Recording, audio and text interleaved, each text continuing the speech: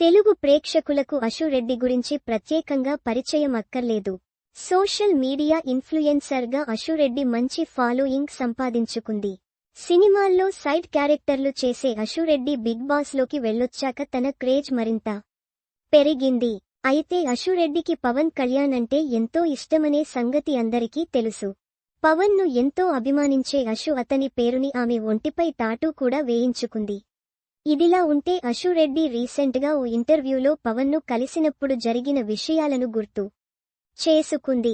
Harihara Veeramallu shooting జరుగుతున్నప్పుడు పక్క సెట్లోనే తన హ్యాపీ డేస్ షూటింగ్ జరుగుతుందని విషయం తెలిసి ఆయన్ని ఎలా అయినా కలవాలనుకుని ఎప్పుడెప్పుడు షూటింగ్ అవుతుందా, ఎప్పుడెప్పుడు కలుద్దామా, అసలు ఈ ఛాన్స్ ను మిస్ చేసుకోకూడదని దేవుడికి దండం కూడా పెట్టుకున్నట్టు అశు తెలిపింది.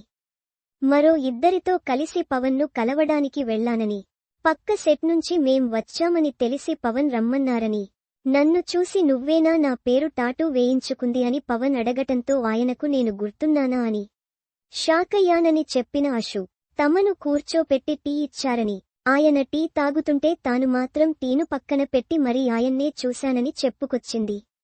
అంతేకాదు ఆయన టీ తాగుతుండగా సర్ మీరు ఖుషి మూవీలో భూమిక నడుము చూడటం నాకు నచ్చలేదు అని చెప్పగానే పవన్ పడి నవ్వారని, ఆయన చేతిపై ఉన్న టాటూని చూస్తానని చెప్తూ పవన్ చేతిని పట్టుకున్నానని, ఓ రకంగా చెప్పాలంటే ఆయన్ని తాను ఫ్లర్ట్ చేశానని, ఆయన టీ తాగిన గ్లాస్ను దాచుకోవడానికి అడిగితే ఫోటోలు గిఫ్లులు కాదు, మనం ఎవరినైనా కలిస్తే వారితో గడిపిన క్షణాల్ని గుర్తుపెట్టుకుంటే బావుంటుందని చెప్పారని అశు తెలిపింది.